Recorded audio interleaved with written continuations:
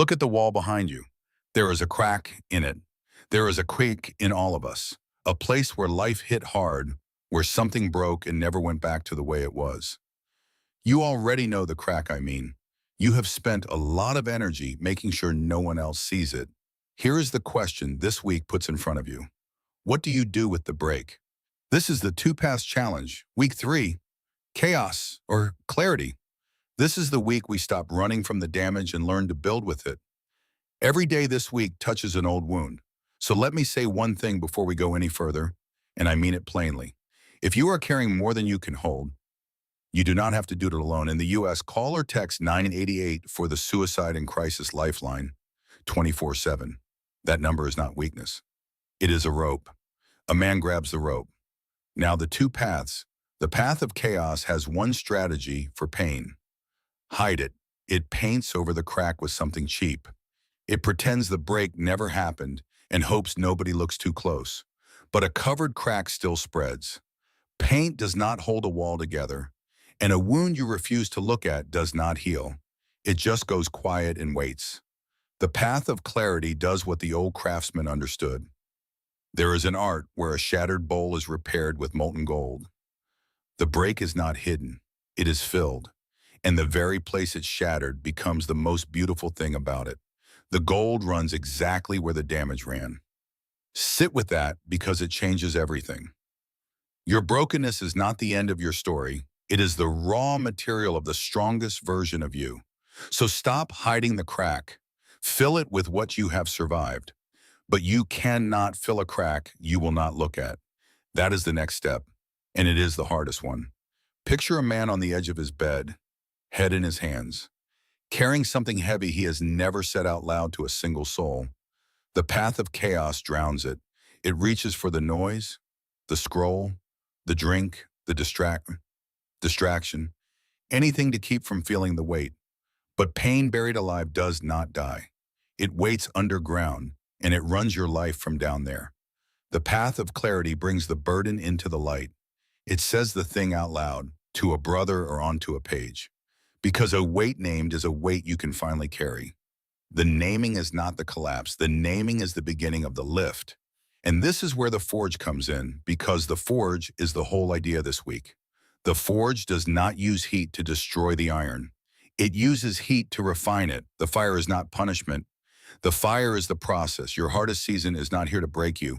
It is here to make you into something that holds an edge. So bring it into the light.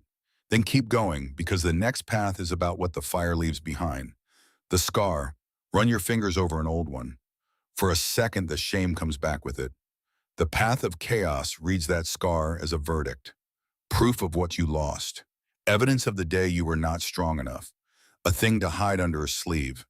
But that is only half the story, and the path of clarity reads the other half. The scar is not proof of the wound. It is proof that you survived the wound. Every mark on you is a place where life hit hard and you kept standing anyway. A scar is not open. A scar is closed. It is the body's testament that the bleeding stopped and you are still here. And here is the part most men miss. The man coming up behind you, fighting the same battle you already won, needs to see that a man can take that hit and still be standing. He is looking for one thing. Evidence that the road he is on has an exit. You are that evidence. Your scar is his proof that it is survivable.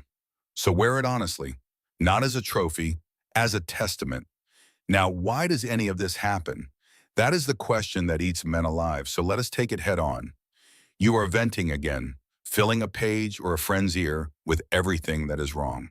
And none of it is changing a thing. The path of chaos asks one question on a loop. Why me? Why this? Why now? And that question has no floor. You can fall down it forever and never land. The path of clarity turns the question around.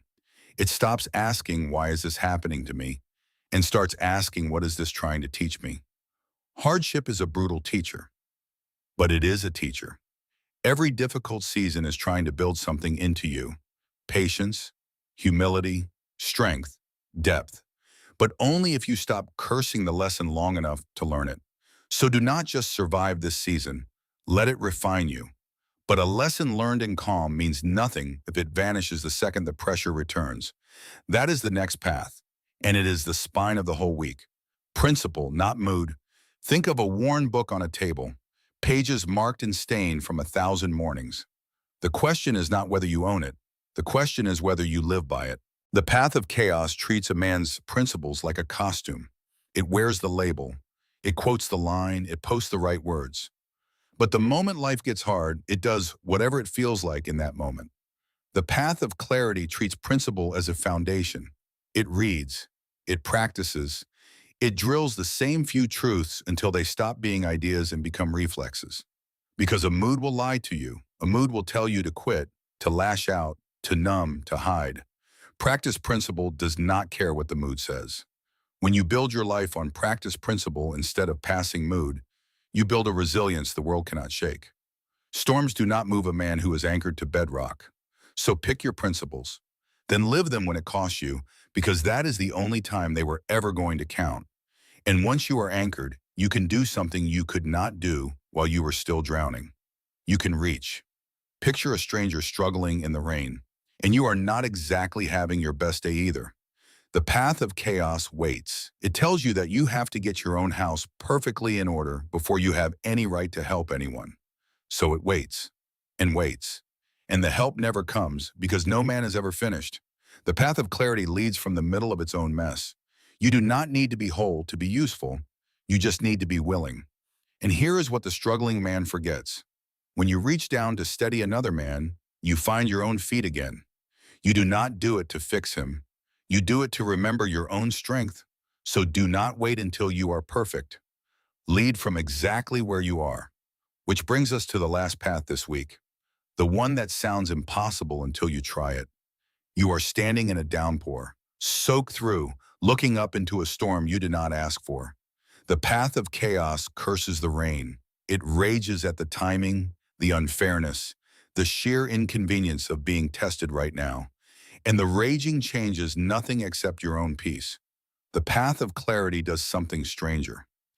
It thanks the storm, not because the pain is good, let me be clear about that, but because the wind is the only thing that ever drives a tree to put down deeper roots.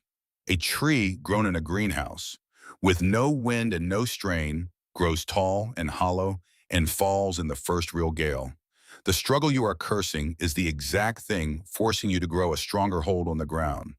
New depth, new focus, a root system nothing can rip out. This is the gift buried inside the hard season. So let the storm do its work and refuse to waste it. That is the arc of the week. Fill the crack with gold. Bring the burden into the light. Wear the scar as a testament. Let the fire refine you. Stand on principle, not mood. Lead from the mess and thank the storm. 7 days, one truth. Your brokenness is not the thing that disqualifies you. Handled with clarity, it is the exact thing that makes you strong enough to be trusted with someone else's. So here is your step. Pick the one crack you have been hiding hardest. Say it out loud today, to a brother or onto a page. Bring it into the light. If you want the map for the whole road, the free 2 Paths field guide walks you through it, one path at a time. You will find it at door.ironstrengthens.in. Step through the door. Iron strengthens iron. I will see you in week 4.